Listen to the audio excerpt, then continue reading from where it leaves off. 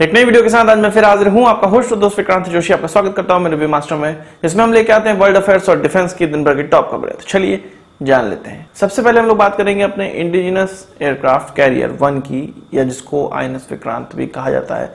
अब इसका जो सी ट्रायल है वो स्टार्ट कर दिया गया है। पहला सी ट्रायल है, इंटेंस सी ट्रायल है, और इस सी ट्रायल के बाद ही इसको कमीशन किया जाएगा।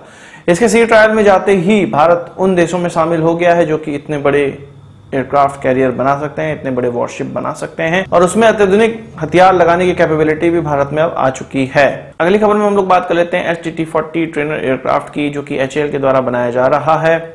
इसका स्पिन टेस्ट होना था और 10 स्पिन टेस्ट ये उसने पास कर लिया है, जो कि अंतिम ट्रायल था, और ये पूरी तरह से तैयार हो गया है। इसको इनिशियल ऑपरेशन क्लियरेंस के लिए अब किसी भी टेस्ट की, किसी भी ट्रायल की आवश्यकता नहीं है।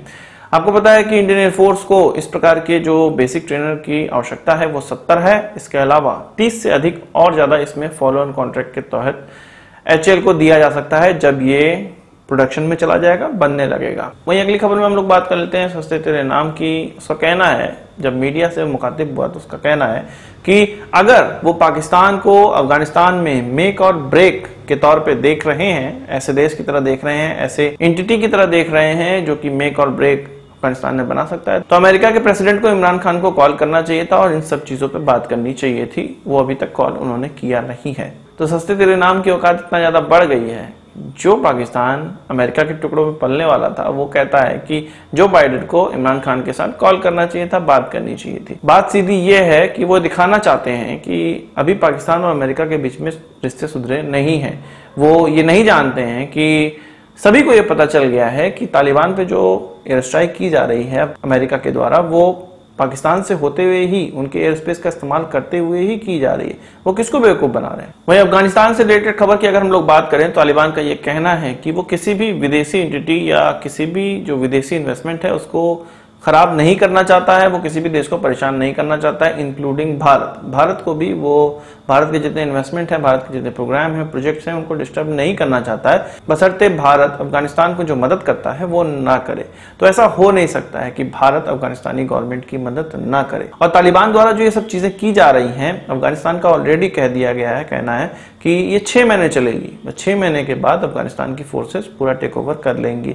अभी ये शुरुआत है, अभी ये पावर का ट्रांजिशन है जो कि अमेरिकन अफगानिस्तान को दे रहे हैं। अफगानिस्तान धीरे धीरे इसको एब्जॉर्व कर लेगा और तालिबानियों की ईंट से ईंट बजाएगा, क्योंकि इसमें बहुत से ऐसे ग्रुप आ चुके हैं जो कि तालिबानियों को पसंद नहीं करते हैं, और उनके लिए जो लॉयल लोग हैं वो तालिबानियों से लड़ रहे हैं, हर गांव हर शहर में लड़ रहे हैं। इसी लड़ाई की बात की जाए तो हेरत में आपको पता है कि तालिबानियों का जो अटैक है वो बहुत ज्यादा बढ़ गया है। सलमा डैम पे भी वो अटैक करने गए थे, पर अफगानिस्तान की फोर्सेस के द्वारा उनको पीछे धकेल दिया गया है। उन पर इतना भयंकर अटैक किया गया है कि काफी कैजुअलिटी उनको हुई है, और सलमा डैम अभी भी सेफ है। एक पाकिस्तानी जर्नलिस्ट था, मैंने ही आपको इस खबर को बताया था, इस अपने इसी प्रोग्राम में बताया था कि ये पाकिस्तानी जर्नलिस्ट ये कह रहा था कि तालिबानियों का पूरा कब्जा हो चुका है सलमा डैम पर जो सही खबरें हैं जो कि अफगानिस्तान की अथॉरिटी के द्वारा निकलकर सामने आ रही हैं, उसमें यह कहा जा रहा है कि अफगानिस्तानी फोर्सेस के द्वारा तालिबान को इस पर कैप्चर नहीं करने दिया गया, इसको नुकसान भी नहीं पहुंचाने दिया गया है।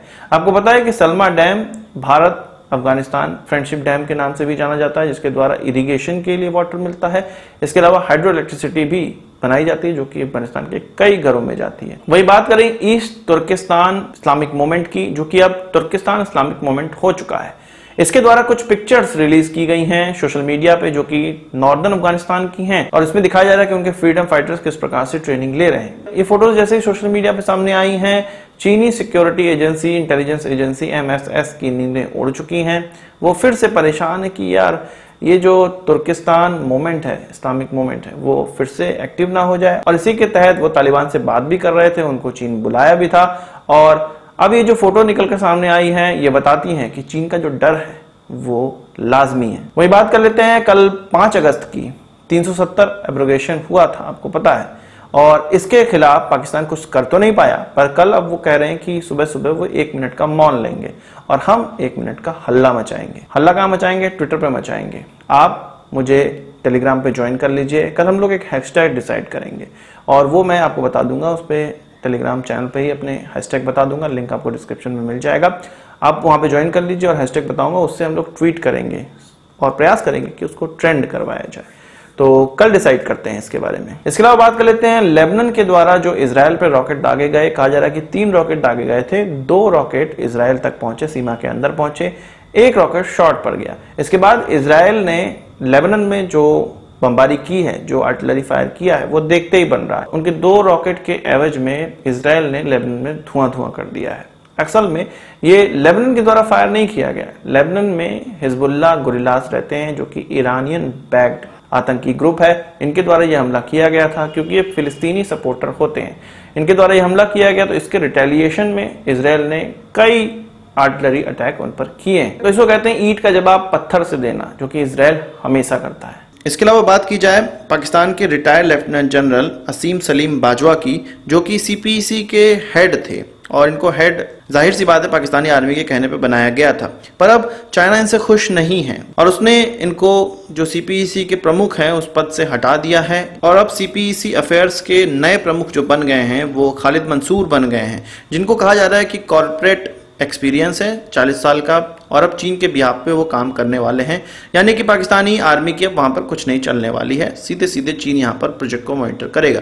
चीन का ये कहना है कि ये प्रोजेक्ट को जबरदस्ती डिले करवाया जा रहा है, और इस डिले के कारण उनका इन्वेस्टमेंट तो बढ़ ही रहा है, साथ ही साथ उनके जो चीनी नागरिक हैं उनकी जान को भी खतरा वहां पर रहता है, काफी खतरे रहते हैं। इसलिए वो चाहते हैं कि प्रोजेक्ट जल्द से जल्द खत्म हो और वो वहां से बाहर निकले। पर पाकिस्तान ऐसा होने नहीं दे रहा है। वो क्यों नहीं होने दे रहा? पाकिस्तानी आर्मी वहां पर लगी हुई है, इसलिए अब उन्होंने सीपीईसी के प्रमुख को ही चेंज कर दिया है। तो आज की इस वीडियो के लिए बस इतना ही। आशा करता हूँ वीडियो पसंद आया होगा, आप इसको बड़ा हमसे जरूर देंगे। इस वीडियो से सवाल सुझाव कमेंट बॉक्स में जरूर लाइएगा, और यदि आपने हमारा चैनल सब्सक्राइब नहीं किया उसे भी कर लीजिए, क्योंकि हम इस प्रकार की वीडियो लाते रहते हैं। नमस्कार, थैंक यू, जय हिंद।